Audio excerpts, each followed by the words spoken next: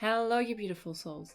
Today's video is going to be about the different kinds of paper you can use, especially for more watery mediums and paints like ink, watercolor or gouache.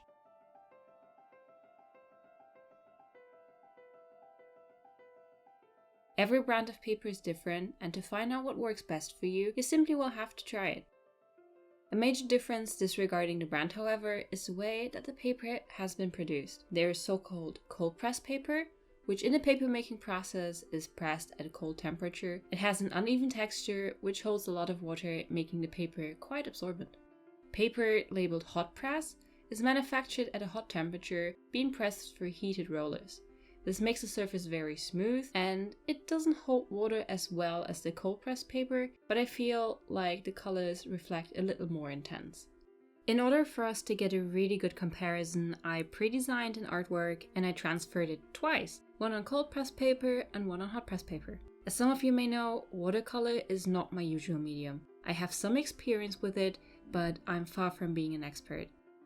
This video is also a little bit of me getting back in touch with the medium and just experimenting. Starting with the cold pressed paper, it felt really nice just slapping on some color. It took the water very well and it's easy to spread the pigments.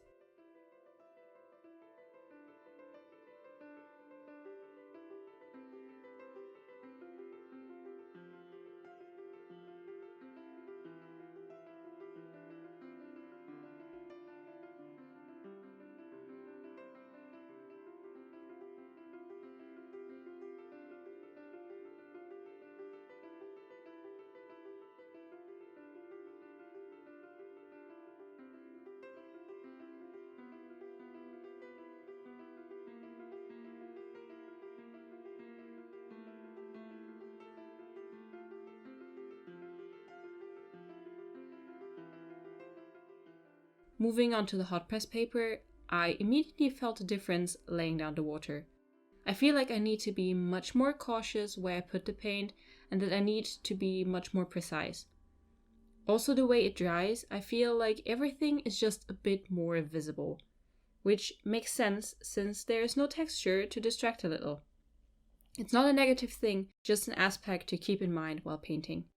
Building up some blush and details, that impression stayed. With the cold press paper, I felt rather careless, just roughly putting the paint where it needed to go and spreading it from there. The hot press paper took me almost double the time to add the same details.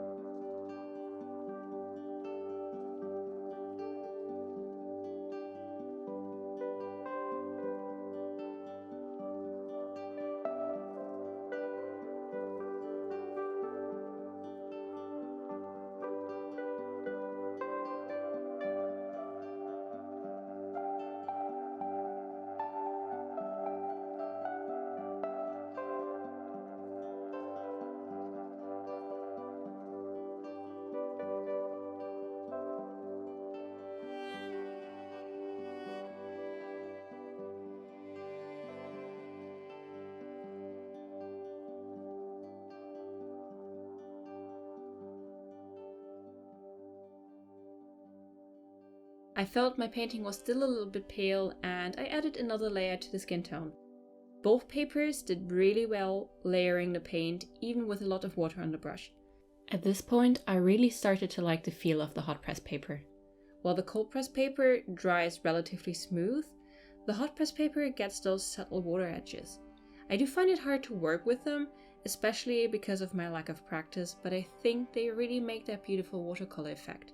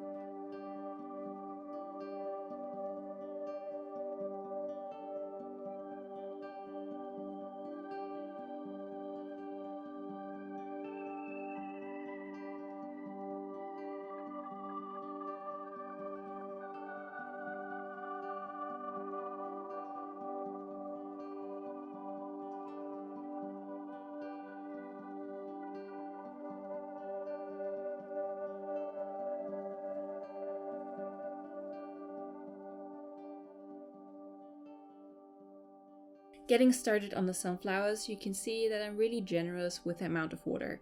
Both papers take it really well, but I did make one mistake. Usually I do tape my paintings down if I use a water-rich medium, but this time I didn't because I was switching back and forth between them so much. I really do recommend to tape it down because while both papers were taking the water well, they also started to bend quite a bit and they got wavy. The cold press paper a little less, but with the hot press paper it started lifting off my surface, making it rather hard to work on it at times.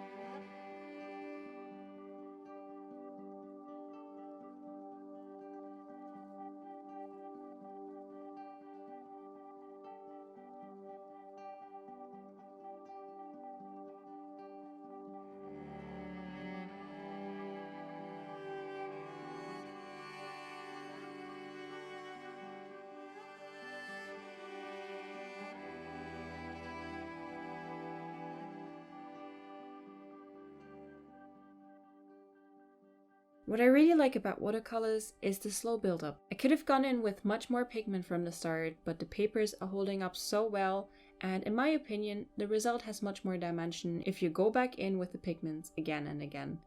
It's the same with my marker drawings.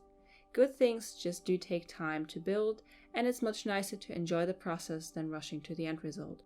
This way, I also added more details to the hair by default.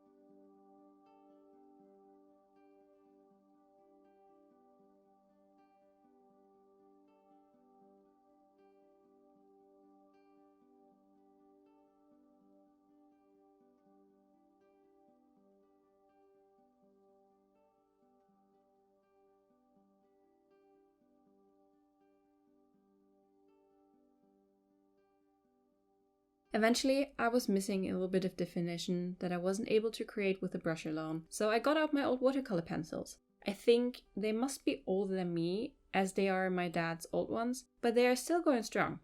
The set of watercolors that I'm using is an old set of Schminke watercolors, and it's also his set, which is why I'm emotionally so attached to it. By now I had to replace a few of the pigments, but it's a great example that if you choose to invest in using quality products, they might very well last you a lifetime. Don't get me wrong, I'm not saying that art supplies necessarily need to be expensive. Especially if you're starting out, I would not buy the most expensive or renowned brands right away. Just experiment a little for yourself and find out if you enjoy it first. You can always upgrade at any point.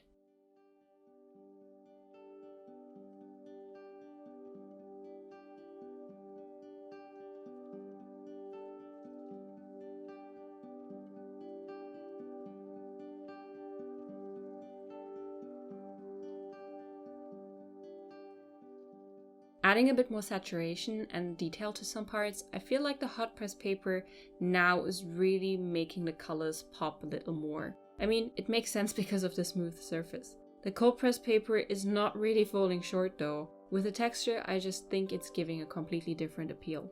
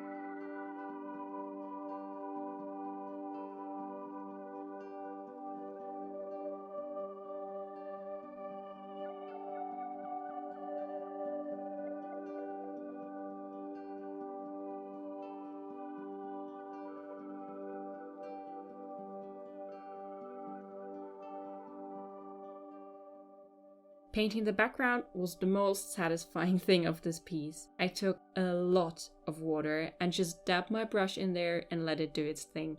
Again, it was behaving differently on both papers, but I didn't need any precision as I did with, for example, the face. I really couldn't say which paper I liked more. The feel of the cold press paper was amazing and I really liked the texture. It invites to just slap on the paint and let it do its thing. The hot press paper, I feel, requires more control, but it also creates a beautiful look.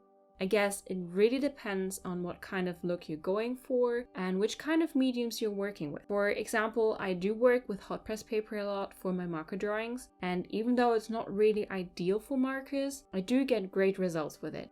If you want to find the perfect paper for you, you will just have to experiment and try out as many as you can. A lot of paper companies also do sample packages where you get a bunch of sheets and they all have different textures and graining. So if you're uncertain, maybe get started with one of those. I think they're also relatively affordable depending on what brand you choose to buy.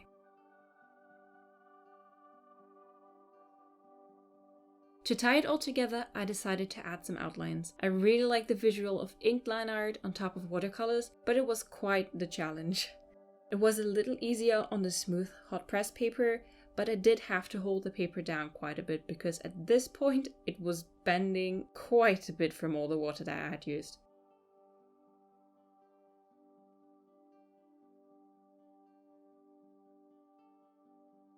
I did the same with the cold press paper, and inking on top of the texture definitely was a struggle.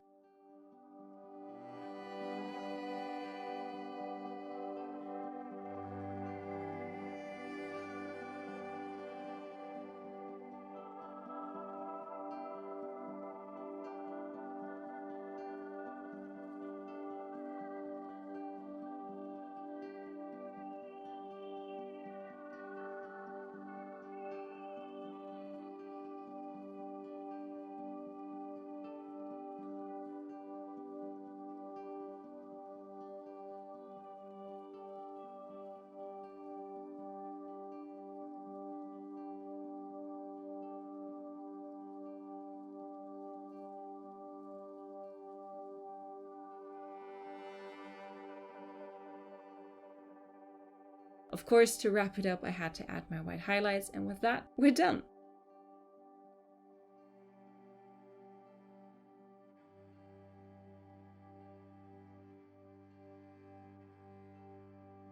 So that's them, both side by side. Please let me know which one you like best in the comments below. As always, I hope you enjoyed this video. Thank you for watching, and I see you again next week. Have an amazing day.